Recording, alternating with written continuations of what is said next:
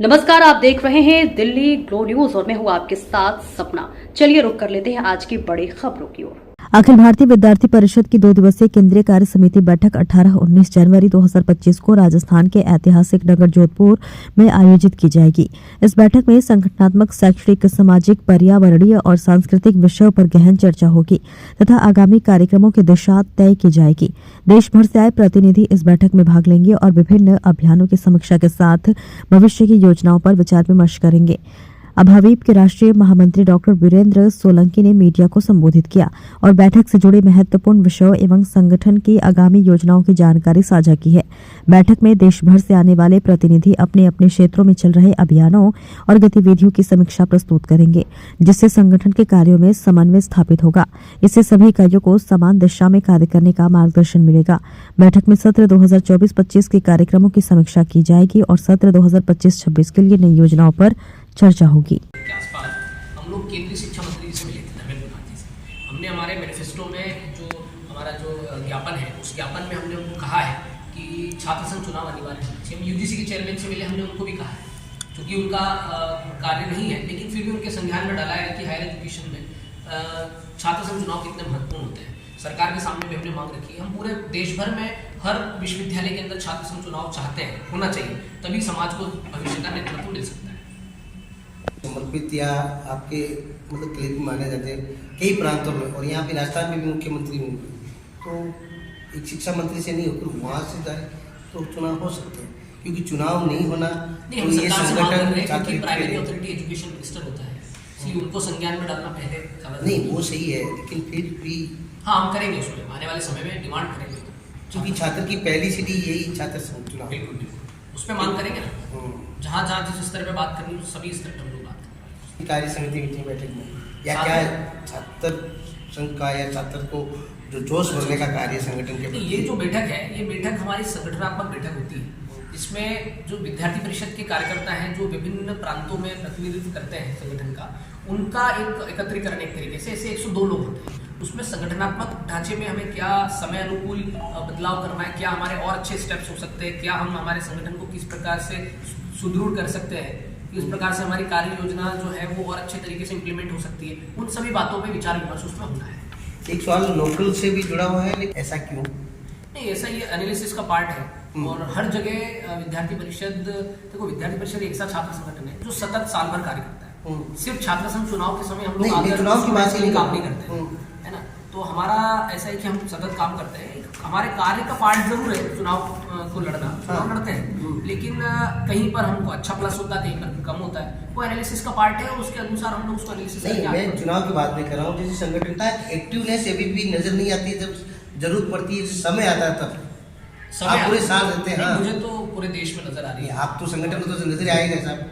मारवाड़ी में, हमारी मारवाड़ी में कहा प्रश्न जो है वो लोकल परिस्थिति की दृष्टिकोण से शायद आप पूछ रहे हैं, इसलिए लोकल आप देख लो, राजस्थान की बात करो, मैं पूरे राजस्थान में यही हालात है। नहीं, राजस्थान में आप देखिए लास्ट ईयर जब पेपर लीक की इतनी घटनाएं हुई, इतना सब कुछ हुआ, तब हमारे संगठन ने कितना आंदोलन किया। हमारे कार्यकर्ताओं ने सरकार के खिलाफ आंदोलन करने के कारण कितनी लाठियां खाई, जेल गए हमारे कार्यकर्ता लोग, हर मुद्दे हर जगह पर हमारे कार्यकर्ताओं ने संघर्ष किया छात्रों को न्याय दिलाने के लिए। ऐसा नहीं है जो न्याय मिल रहा है, अब तो बंद कर दिया ना। नहीं, तो एग्जाम भी बंद हुई ना, वो जिस एग्जाम के जिस मांग को लेकर किया वो पूरी हुई उस समय पेपर लीक की बात कर रहे हो, पेपर लीक तभी चल रहा था, वो भर्ती रद्द भी नहीं, अभी दोबारा आपने रद्द करने की बात की, वो रद्द भी हुई नहीं।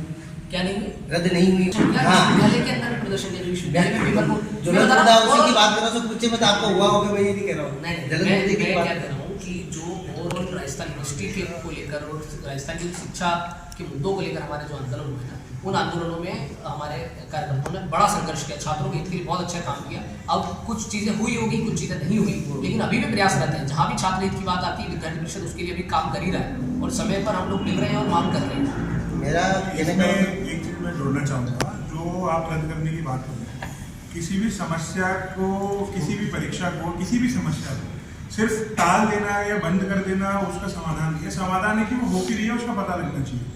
परीक्षा अगर रद्द हो गई, उसके लिए नई परीक्षा अगर आप हो रही है, तो भी वही समस्याएं आएंगी जब तक उसकी जांच प्रॉपर नहीं होगी, जब तक उन दोषियों को नहीं चिन्हित किया जाएगा वो कौन है।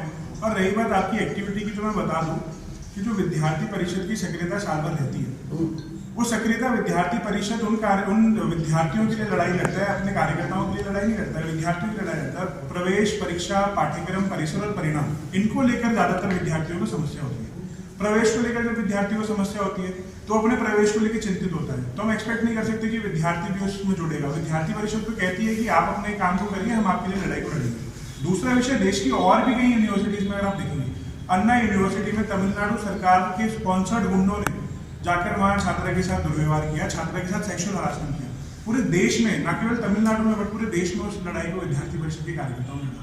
और अगर मैं संगठनात्मक वृत्ति की बात करूं तो हाल ही में दिसंबर में हमारा नवंबर के अंतिम सप्ताह में हमारा जो राष्ट्रीय अधिवेशन हुआ, उसमें जो हमारा संगठनात्मक वृत्ति है, उसमें जो हमारी सदस्यता है वो भी बड़ी है, जो हमारी इकाइयां हैं पूरे देश भर में वो भी बड़ी है। जो एक लूपहोल हमें इस पूरे एक्टिविटी केंद्र में दिख रहा है, वो दिख रहा है कि जो विद्यार्थियों की कैंपसेस में जाने की रुचि है वो कहीं ना कहीं कम हुई है। उस रुचि को एड्रेस करने के लिए विद्यार्थी परिषद पूरे देश भर में परिसर चलो अभियान चला रहा है। उस परिसर चलो अभियान के माध्यम से हम यही नारा विद्यार्थियों को दे रहे हैं कि आप अपने कैंपसेस में आइए। हम बात कर रहे हैं वहाँ के प्रशासन से मिलकर कि कैसे कैंपस जो है हैप्पी और मीनिंगफुल एजुकेशन स्टूडेंट्स को दे पाए, ताकि वो अपनी शिक्षा से दूर ना भागे, ताकि वो अपने घर बैठे शिक्षा लेने के लिए मजबूर ना हो, वो कैंपस में आए, कैंपस में एक करिकुलम के साथ, एक डिग्री के साथ उनके स्किल्स भी मिले। इस सब को लेकर जो मंथन है वो AWC बैठक में होगा।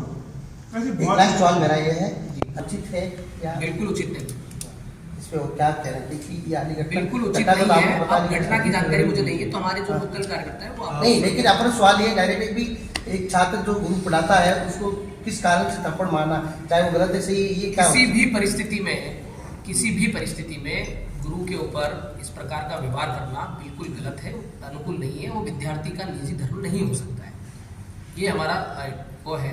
बाकी अगर इस घटना के संबंध में आप पूछना चाहें तो वो हमारे नई शिक्षा नीति को लेकर एबीपी क्या सोचती है? वो नई शिक्षा नीति को लेकर अभी 4 वर्ष हो चुका है, अभी बैच एंटर भी हो चुके हैं। हमने कई बार उसमें प्रयास भी हम लोग कर रहे हैं सतत, और उसका इम्प्लीमेंट भी हो रहा है, लेयर बाय लेयर हो रहा है। अभी जो वर्तमान आवश्यकता है, विद्यार्थी परिषद ये सोच रही कि जो नई शिक्षा नीति उसका इम्प्लीमेंटेशन देश के यूनिवर्सिटीज में, स्टेट्स में कितना होगा, उसका एनालिसिस करना आवश्यक है। तो यूजीसी ने भी करना चाहिए और शिक्षा मंत्रालय ने भी करना चाहिए, और विद्यार्थी परिषद भी करेगी भविष्य में। कि कार्य समिति अभी चल रही है तो आप उस पर कर सकते हैं ना? नहीं, उसका एनालिसिस करना मतलब सर्वे करना पड़ेगा ना देश का।